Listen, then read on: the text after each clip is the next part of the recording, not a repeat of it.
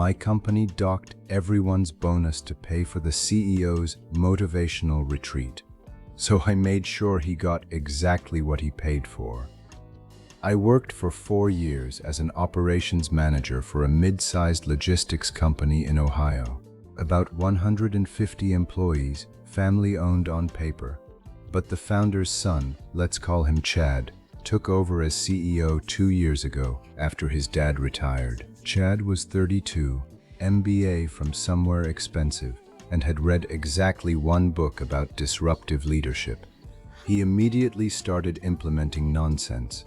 Mandatory 7 a.m. hustle huddles where we had to share our mindset for the day, a point system for who kept their desk the cleanest. He replaced our quarterly bonuses with Chad Bucks you could redeem in a company store for branded water bottles.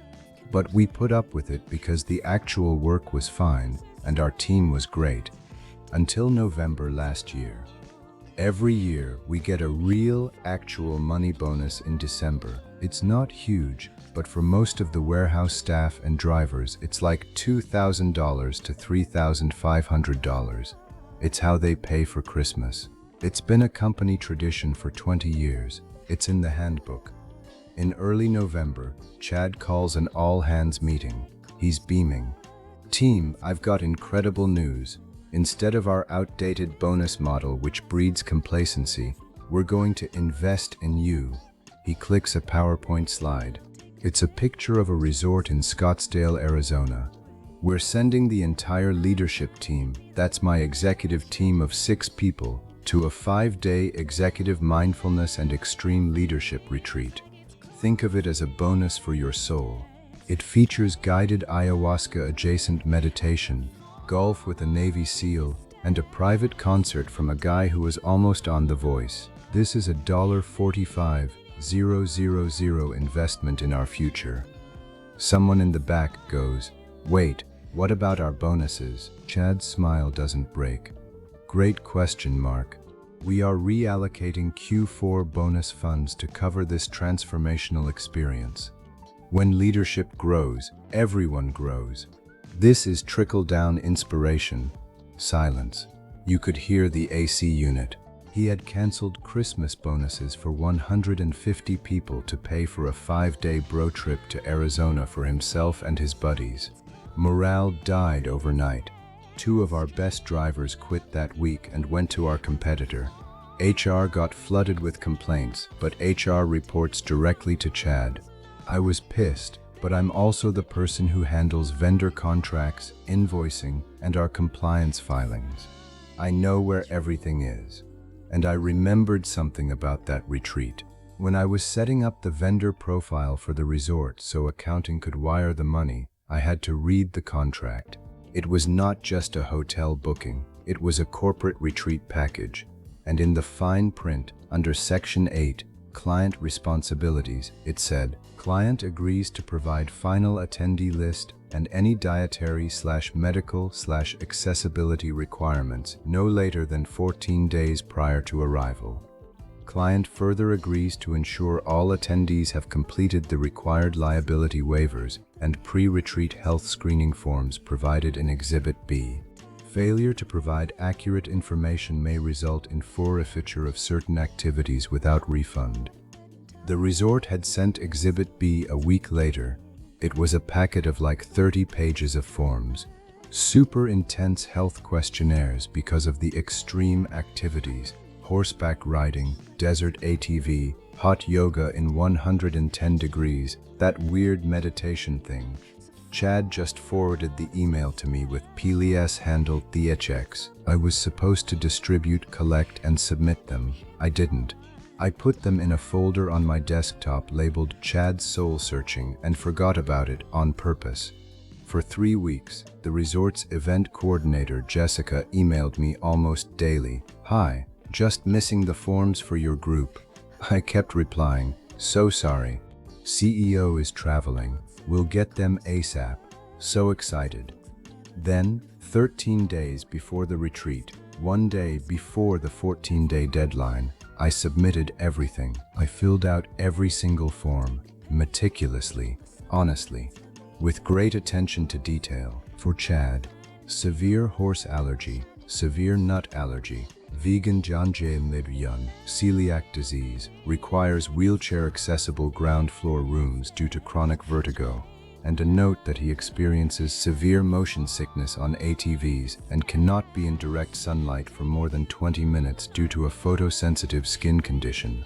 For his VP of Sales, Brad, same horse allergy, plus a note that he has a panic disorder triggered by loud noises and enclosed spaces, cannot do golf. For his VP of Finance, another Brad, extreme gluten intolerance, requires a CPAP machine and a completely silent, dark room, and is terrified of heights. I did this for all 6 of them. Every allergy, every restriction, every accommodation I could think of that was plausible and not outright disprovable, but would make their luxury retreat an absolute living hell. I also checked the box on every single form that said I consent to the resort sharing my dietary requirements with all food service staff and posting my allergy alert on my room door for safety. I attached a doctor's note template I found online for one of them. Jessica was thrilled to finally get the paperwork. They flew out on a Sunday. I stayed back, managing the office. Monday at 9:17 a.m., I get the first text from Chad. "What did you do?" Then my phone blew up.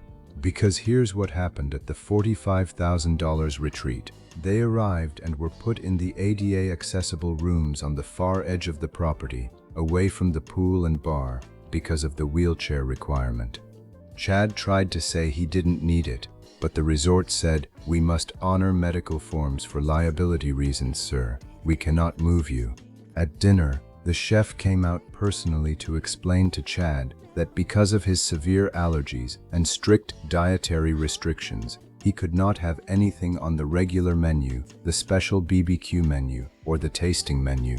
His dinner was steamed quinoa with boiled zucchini, with no oil, no salt, no root vegetables.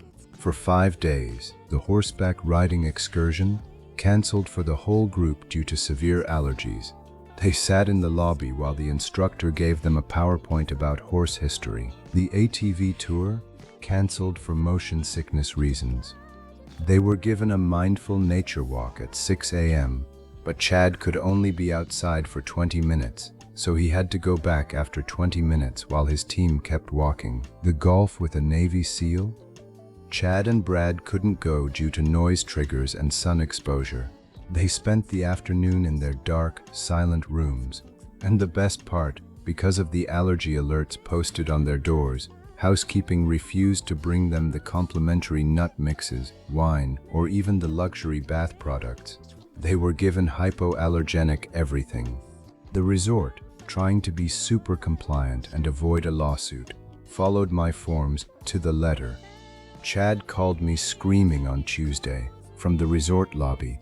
"We are eating plain lettuce. I asked for a burger and they said I'm a Jain vegan with celiac. Change it." I put on my best concerned voice. "Oh my God, Chad, that's terrible. Didn't you guys fill out the forms I sent you? I submitted exactly what you gave me. Let me check my email. Oh, I have the packet you signed right here. Do you want me to forward it to you?" Dead silence. He never filled out any forms. He couldn't prove I made it up because he had told me to handle it, and the resort had it in writing that the client verified all medical info. They came home 2 days early, claiming the retreat wasn't aligned with their energy. They wasted $45,000 to eat boiled vegetables in a dark room and look at a horse from a distance. 2 weeks later, the company mysteriously found enough money in the budget to reinstate our Christmas bonuses, plus an extra $500 for enduring a challenging quarter. Chad called it a profit-sharing correction due to better-than-expected Q4 performance. I got my bonus. Everyone got their bonus. Last week, Chad announced he's hiring a chief happiness officer. I already updated my resume, just in case. But man, that quinoa was worth it.